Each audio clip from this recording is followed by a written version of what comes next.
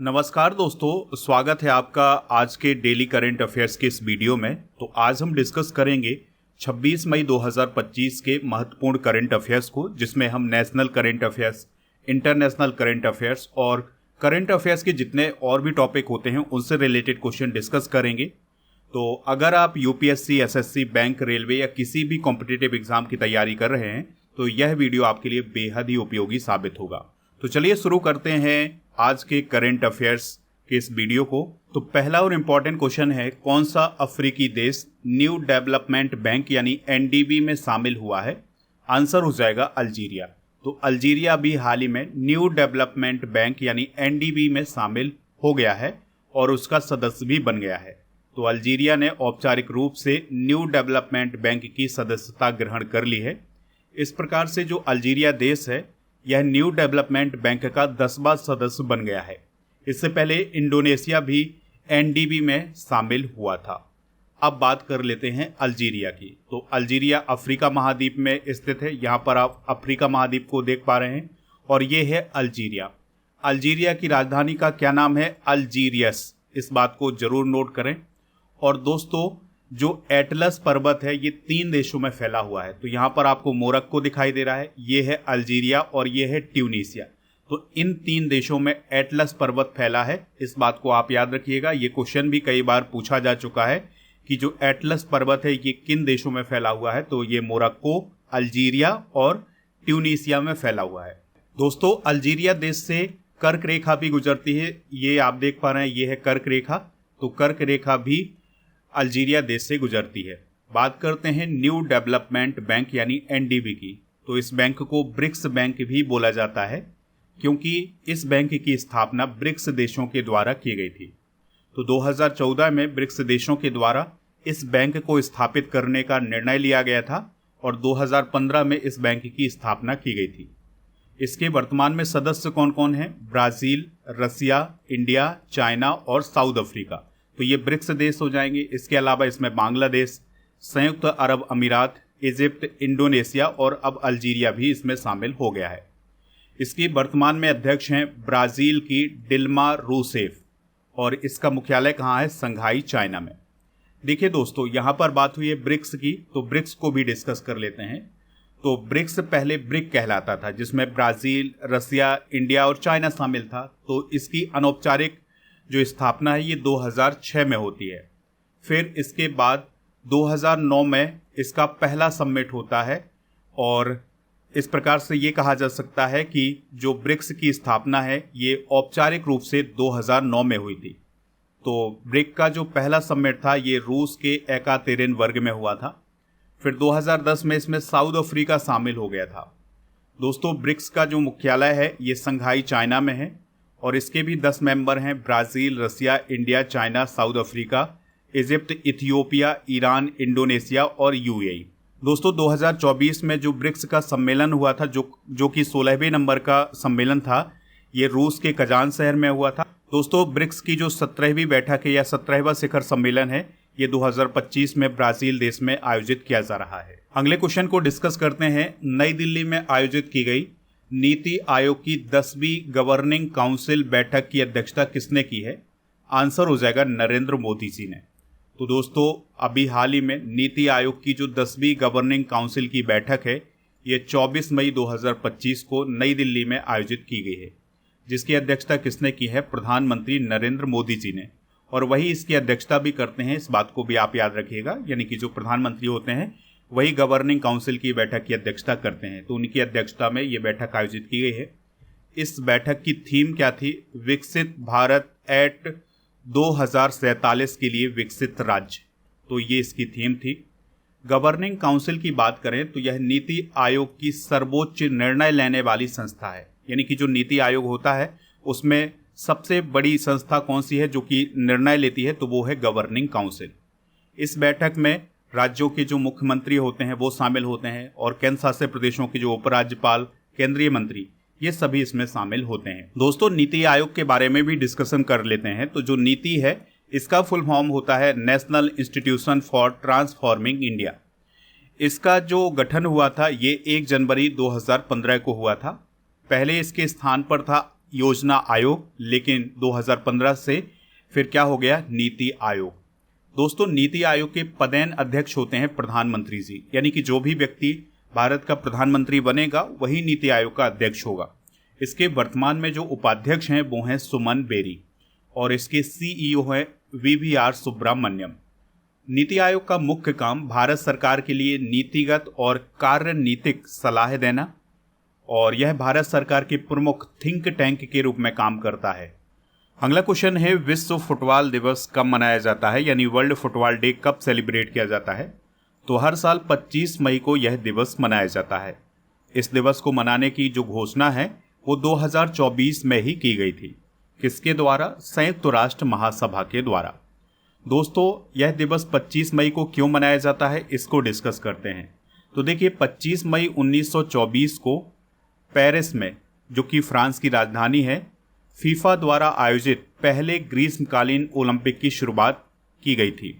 इसलिए यह दिवस 25 मई को मनाया जाता है। यानी कि 1924 में जो पेरिस में ओलंपिक हुए थे उसको किसने आयोजित करवाया था? फीफा ने। ठीक है, तो इसी घटना को याद करने के लिए ही 25 मई को विश्व फुटबॉल दिवस मनाया जाता है। 2025 की थीम क्या है? Together we are stronger. इसके अलावा आपको याद रखना है कि फीफा ने 21 से 25 मई 2025 को विश्व फुटबॉल सप्ताह मनाने की भी घोषणा की है। बात करते हैं फीफा की। तो फीफा का फुल फॉर्म क्या होता है? International federation of association football, और यह पूरे विश्व की फुटबॉल की सबसे बड़ी गवर्निंग बॉडी है। यानी कि फुटबॉल को कंट्रोल करने वाली विश्व की सबसे बड़ी संस्था कौन है? फीफा। इसकी स्थापना 1904 में की गई थी और इसका जो मुख्यालय है यह ज्यूरिख स्विट्जरलैंड में है। वर्तमान में इसके अध्यक्ष हैं जियानी इन्फेंटिनो और इसके कुल मेंबर हैं 211। दोस्तों, फीफा महिला विश्व कप 2027 का जो आयोजन होगा ये ब्राज़ील में होगा, इस बात को आप याद रखिएगा। और फीफा पुरुष विश्व कप की मेज़बानी 2026 में मैक्सिको, कनाडा और अमेरिका के द्वारा की जाएगी। तो ये दोनों फैक्ट भी आप नोट कर सकते हैं। अगले क्वेश्चन को डिस्कस करते हैं, भारतीय क्रिकेट टीम के नए टेस्ट कप्तान कौन बने हैं? आंसर हो जाएगा शुभमन गिल। तो दोस्तों, अभी हाल ही में बीसीसीआई ने शुभमन गिल को टीम इंडिया का 37वां टेस्ट कप्तान बनाया है। यानी कि अब वो टेस्ट में कप्तानी करेंगे भारत की। अभी तक रोहित शर्मा टेस्ट के कप्तान थे, लेकिन अब कौन हो गए हैं? शुभमन गिल हो गए हैं। दोस्तों, शुभमन गिल 25 साल और 285 दिन की उम्र में ही टीम इंडिया के टेस्ट कप्तान बने हैं। और जो मंसूर अली खान पटौदी थे, ये भारत के सबसे युवा टेस्ट कप्तान रहे हैं।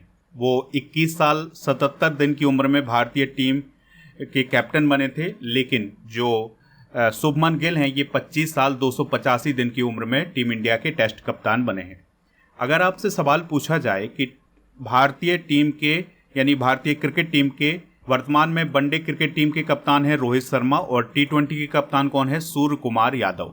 और महिला क्रिकेट टीम की कप्तान कौन है? हरमनप्रीत कौर। तो इनको भी आप नोट कर सकते हैं। बात करते हैं बीसीसीआई की। तो भारत में जो क्रिकेट को कंट्रोल करने वाली सबसे बड़ी संस्था है वो कौन है? बीसीसीआई। तो इसे board of control for cricket in India बोलते हैं। इसकी स्थापना 1928 में होती है। मुख्यालय इसका मुंबई महाराष्ट्र में है। रोजर बिन्नी इसके वर्तमान में अध्यक्ष हैं। उपाध्यक्ष हैं राजीव शुक्ला, सचिव हैं देवजीत सैकिया, सीईओ हैं हेमांग अमीन और पुरुषों की टीम के कोच हैं गौतम गंभीर, महिला टीम के कोच हैं अमोल मजूमदार और इसके मुख्य चयनकर्ता हैं अजीत अगरकर और आईपीएल के चेयरमैन कौन है? अरुण धूमल। तो ये कुछ नियुक्तियां हैं, इनको भी नोट कर सकते हैं आईपीएल से रिलेटेड। अगले क्वेश्चन को डिस्कस करते हैं, छोंजिन अंगमो माउंट एवरेस्ट पर चढ़ाई पूरी करने वाली पहली दृष्टिहीन महिला बनी है, वह किस राज्य से संबंधित है? आंसर हो जाएगा हिमाचल प्रदेश। तो दोस्तों, छोंजिन अंगमो भारत की पहली दृष्टिहीन महिला बन गई हैं जिन्होंने माउंट एवरेस्ट की चोटी पर तिरंगा फहराया है और उन्होंने एक हिस्ट्री को क्रिएट किया है। वह हिमाचल प्रदेश की किन्नौर जिले की रहने वाली हैं। दोस्तों, वह दुनिया की 5वीं ऐसी व्यक्ति बन गई हैं जिन्होंने नेत्रहीन होते हुए भी एवरेस्ट पर चढ़ाई पूरी की है। अभी हाल ही में हमने करंट अफेयर्स में डिस्कस किया था कि जो एनसीसी की एक टुकड़ी है उसने 18 मई 2025 को माउंट एवरेस्ट पर सफलतापूर्वक चढ़ाई की है। अभी गीता सामोता भी माउंट एवरेस्ट पर चढ़ने वाली पहली CISF अधिकारी बनी है। तो ये 2 पॉइंट भी आप नोट कर सकते हैं।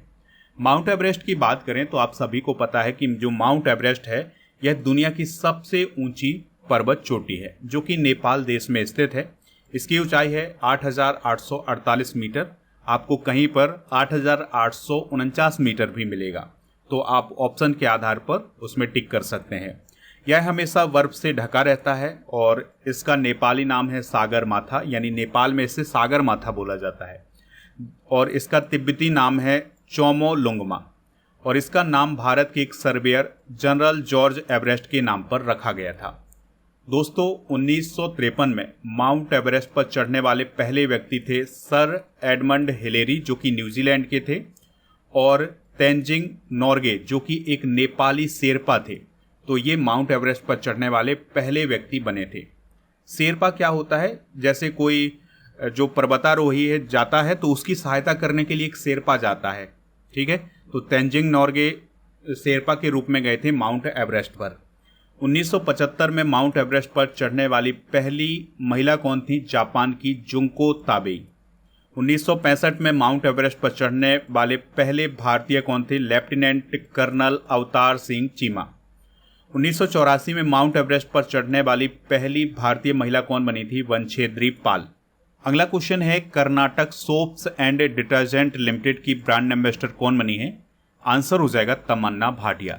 तो दोस्तों Karnataka soaps and detergent limited यानी KSDL ने भारत की अभिनेत्री तमन्ना भाटिया को 2 सालों के लिए अपना ब्रांड एम्बेसडर बनाया है। दोस्तों जो Karnataka soaps and detergent limited company है, यह कर्नाटक सरकार की कंपनी है जो कि सोप्स यानी साबुन बनाती है और डिटर्जेंट बनाती है। इसका मुख्यालय बेंगलुरु कर्नाटक में है। कुछ इंपॉर्टेंट ब्रांड एम्बेसडर डिस्कस कर लेते हैं जो हाल फिलहाल में नियुक्त किए गए हैं। जैसे साउथ कोरिया की टूरिज्म ब्रांड एम्बेसडर बनी है हिना खान, यहाँ पर आप उन्हें देख सकते हैं।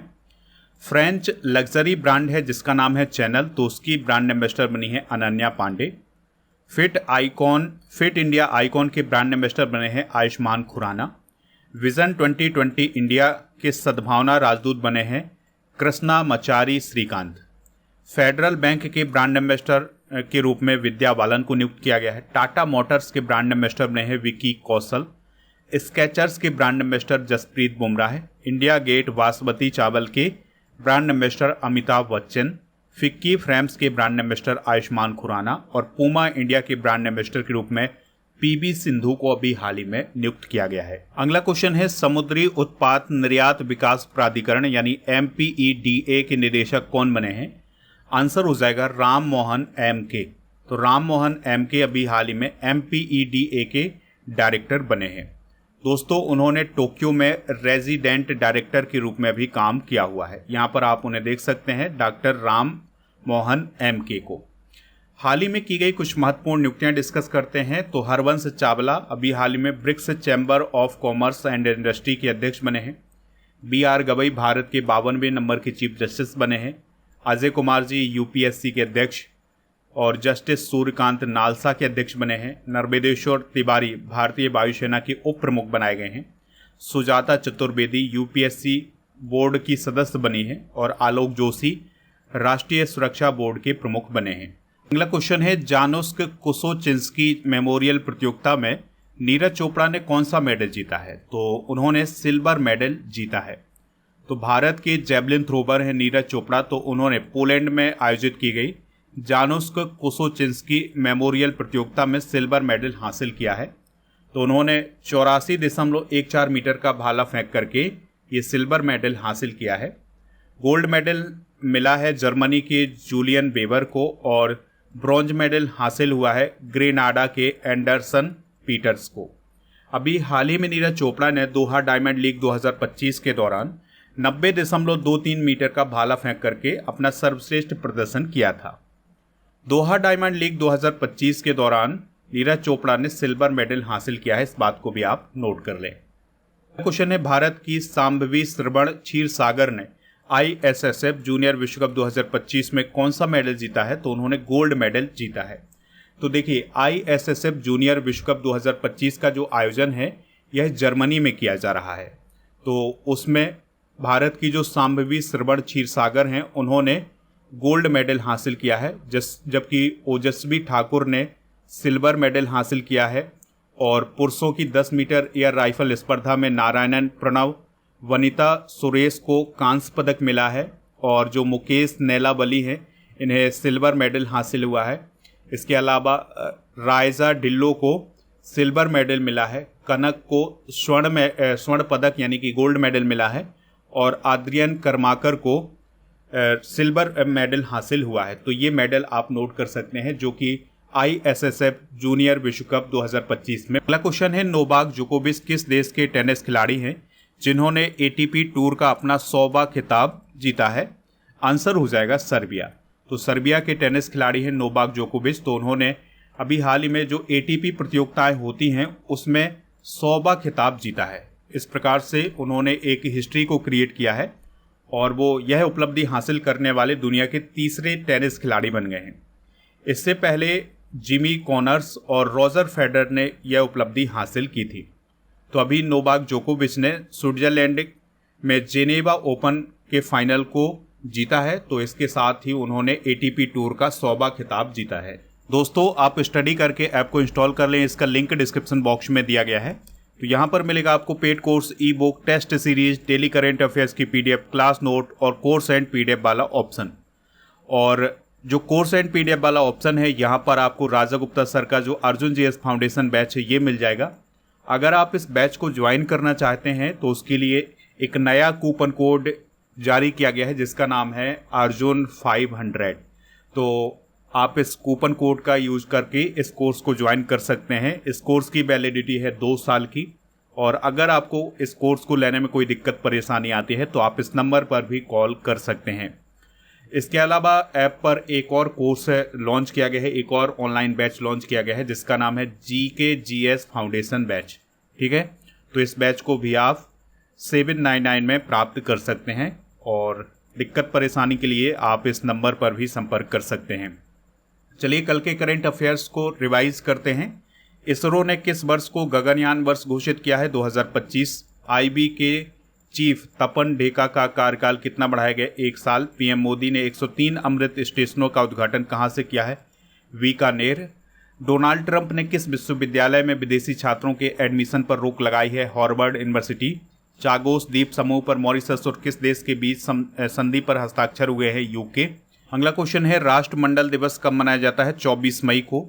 PM E-ड्राइव योजना के तहत किन शहरों में इलेक्ट्रिक बसेस चलाई जाएंगी? तो बेंगलुरु, सूरत, इन सभी शहरों में चलाई जानी है। Rising north east investor summit 2025 का आयोजन कहाँ किया गया है? नई दिल्ली। हाल ही में कहाँ 12 साल बाद पुष्कर कुंभ का आयोजन किया गया है? चमोली में। मोनिका केजिया सैम्बरिंग ने मिस वर्ल्ड 2025 का टैलेंट फाइनल जीता है, उनका संबंध किस देश से रहा है? इंडोनेशिया। चलिए आज के जनरल नॉलेज की पिटारी में प्रमुख पार्क डिस्कस करते हैं। तो संविधान पार्क राजस्थान के राजभवन में, चाय पार्क असम में, फायर पार्क भुवनेश्वर ओडिशा में, इलेक्ट्रिक पार्क उत्तर प्रदेश में, पहला ई-वेस्ट इको पार्क दिल्ली में, उत्तर भारत का पहला औद्योगिक बायोटेक पार्क कठुआ जम्मू कश्मीर में, पहला जियो पार्क मध्य प्रदेश में, भारत दर्शन पार्क दिल्ली में, medical device park Gautam Buddh Nagar Uttar Pradesh में स्थापित किया गया है। कल के करंट अफेयर्स में आपसे पूछा गया था कि भारत का पहला पूर्ण साक्षर राज्य कौन बना है? तो वो बना है मिजोरम। तो लगभग सभी लोगों ने इसका आंसर मिजोरम बताया हुआ है। आज आपके लिए क्वेश्चन है, माउंट एवरेस्ट पर चढ़ने वाली पहली भारतीय महिला कौन थी? जो भी इसका राइट आंसर हो कमेंट बॉक्स में आप हमें ज़रूर बताएं। स्टडी करके ऐप को इंस्टॉल कर ले तो ई बुक वाले सेक्शन पर आपको मंथली करंट अफेयर्स की बुक मिल जाएगी, हिंदी इंग्लिश दोनों मीडियम में। इसके अलावा 13 महीने के करंट अफेयर्स और 1800 MCQs की ई बुक भी मिल जाएगी। और ऐप पर एक स्पेशल ऑफर चल रहा है जिसमें आप 2025 की मंथली करंट अफेयर्स की ई बुक का पैकेज प्राप्त कर सकते हैं मात्र 199 रुपये में। इसके लिए आपको कूपन कोड यूज करना है पैकेज 100। 2024 की जो ई बुक है वो भी आपको इसी कूपन कोड के साथ मिल जाएंगी। तो सभी ई बुक आप प्राप्त कर सकते हैं हिंदी इंग्लिश दोनों मीडियम में। दोस्तों आप हमारे टेलीग्राम चैनल को ज्वाइन कर लें जिसका नाम है स्टडी कर ऑफिशियल। और ऐप पर आपको ई बुक वाले सेक्शन पर ये सभी ई बुक मिल जाएंगी जिसमें GK GS की सभी ई बुक हैं हिंदी इंग्लिश दोनों मीडियम में। ऐप पर दोस्तों 1000 स्टैटिक PDF भी मिल जाएगी, तो इनको प्राप्त कर लें। इसके अलावा करेंट अफेयर्स का ये पैकेज है ये मिल जाएगा। और आप हमारे व्हाट्सएप चैनल और इंस्टाग्राम पेज को फॉलो कर सकते हैं। टेस्ट पास वाले ऑप्शन पर जाकर के डेली करेंट अफेयर्स का टेस्ट दे सकते हैं और टेस्ट पास वाले ऑप्शन पर आपको 4000 से अधिक टेस्ट मिलेंगे 1 वर्ष की वैलिडिटी के साथ।